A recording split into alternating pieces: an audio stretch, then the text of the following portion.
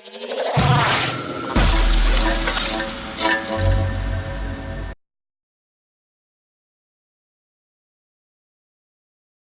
if you all would like to you can close your eyes if you'd like, but I just want to take a moment so we can all decompress from the day and then be present in the moment.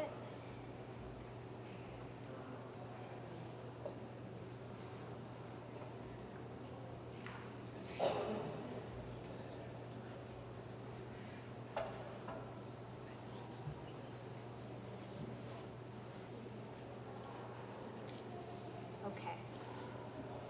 Again, welcome and thank you for coming.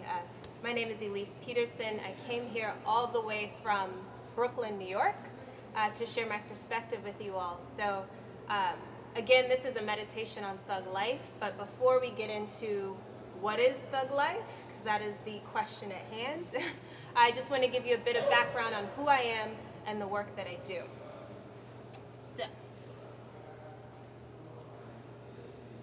So as an educator, I teach within underserved communities in New York City.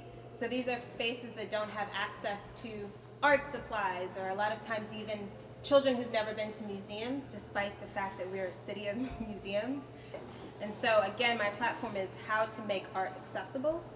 And I'll show you a bit of the work that I've done. You'll see, so this here is kind of the beginning of Black Folk. I started it working, being miserable at a desk, and sitting at my desk all day during Black History Month, which is really popular in the States, and I also heard here as well.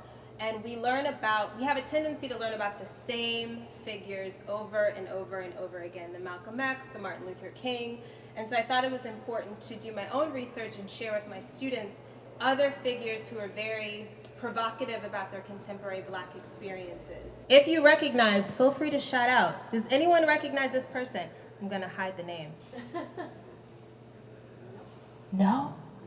Diana Ross? Yes! Who said yes? Diana Ross, Matisse and Prince, which is over here in the town right across from the bank. Along with Sade and Matisse, D'Angelo, and of course Tupac, the piece de resistance, the man of the hour. So when we're talking about accessibility, for me, accessibility in art looks like public work in many ways. In New York City especially, a lot of the art that we see is street art, or murals, graffiti. And so I think it's kind of this incredible power to be able to touch people regardless of political affiliation, socioeconomic background. Everyone walks out of their door and can see art on the street.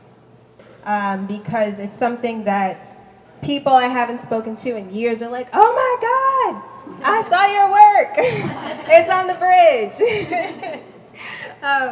So whether it be students or former colleagues or friends. And so that's what I mean by making art accessible.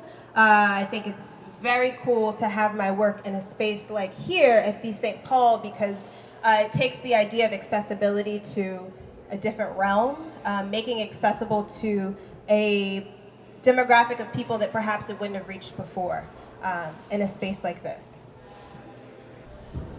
Alors, je suis présentement avec Elise Peterson, qui est une artiste Symposium, mais étant donné qu'elle parle anglais, qu'elle vient des États-Unis, je vais conduire l'entrevue en anglais et le tout sera traduit en français au bas de l'écran. So Elise, thank you for joining us today. Thank you for having me. Well, you just did a wonderful conference about thug life and your heart here at Symposium, and I was wondering, real quick, could you explain us what you're doing here at Symposium during your month here? Yes. So what I'm doing is reimagining a collage that I'd already created a few years ago, which is in a series of work called Black Folk. And I insert Black figures that were very provocative about their contemporary Black experiences into works of fine art, like Matisse and Picasso and Sanyu. And I do this as an entryway into like a larger social political conversation about how there are spaces that existed and have been established historically, at least, that didn't consider the Black experience or Black people. And not only can Black people, like myself, exist in these spaces, but we can thrive and be at the forefront of these spaces. So it's partially about Black people and Black figures like Tupac and others you mentioned through your conference, but it's also about everyone living on the street and being confronted to Thug life, because I think you said it's a universal concept, isn't it? It is. It's a concept that is very specifically born from institutionalized oppression and racism that targets poor Black communities, especially within the United States. However, the concept itself is omnipresent and is universal. Whether we personally have lived within a place of poverty or have felt disenfranchised, or we have a relation to someone that does. All of us can, or maybe we're on the other end of it and we're an oppressor or someone who has made someone feel disenfranchised. So, yeah. So it concerns a lot of people, obviously. Everyone. Everyone goes through Thug life at some point or another. In a way, absolutely.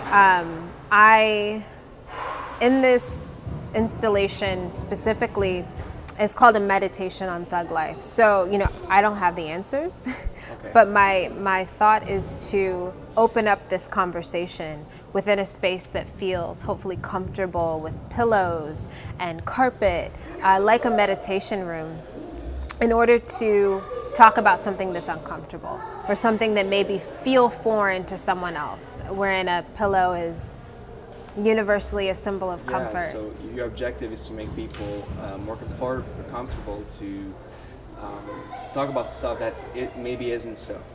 Exactly. Help them go through that and talk to that and reflect on it eventually. Yes, I want to create a comfortable space here. Yes, well, that it definitely is, and it's a space you can either just relax or even hug Tupac himself. Yes, I'm so happy people hug Tupac. Yes.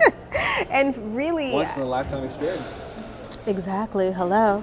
And it's also really cool because, or important rather, because in order for me to work, I have to feel comfortable. Yes. And so it only made sense to do what I would do at home, light my incense, sometimes sit on the floor, have it dimly lit. And I think it immediately creates a vibe or a feeling when you walk into the space. Yes. And then I hit hard with Yes. difficult conversation. Indeed. Yeah. Well, I think you broke the glass yourself because you actually, every artist, like many people, including myself, yourself, and every other artist in Symposium, art is something very intimate, but talking about personal things is also, and when people come here to reflect, hopefully that's what they think about. And you broke the glass by talking about your own personal stuff. Why did you choose to do that? My personal experience is inescapable. And so for me, I feel as if art is a gift that I have been given, and it's my way of processing and my way of communicating.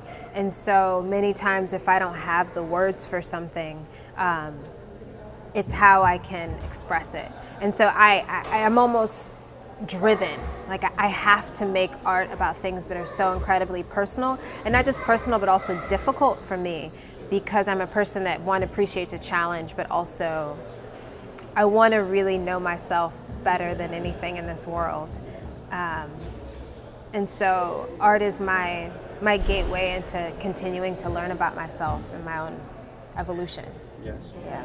So you chose to actually face it with your heart Yeah. instead of, denying it like so many people do. Yeah, is what feels right for me, is to just confront things head on. I mean, in my personal life, sure, there's many things I avoid, but art I cannot avoid. I'm driven by the truth. Yes. And so I must tell the truth, and there is no truth like your own truth. And you chose not to hide from the truth, whether it is to yourself or to people coming to see your conference today or any other conference at all.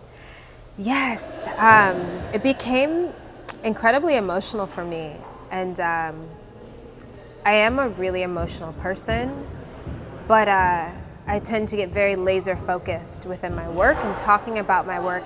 And in a way, I can detach myself from it when I speak about it. But for whatever reason today, that didn't happen.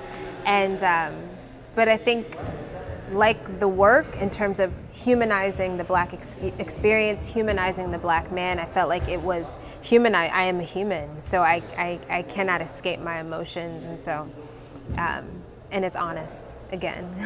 Well, Elise Peterson, thank you very much for being with us today. Thank you so much. I appreciate your time.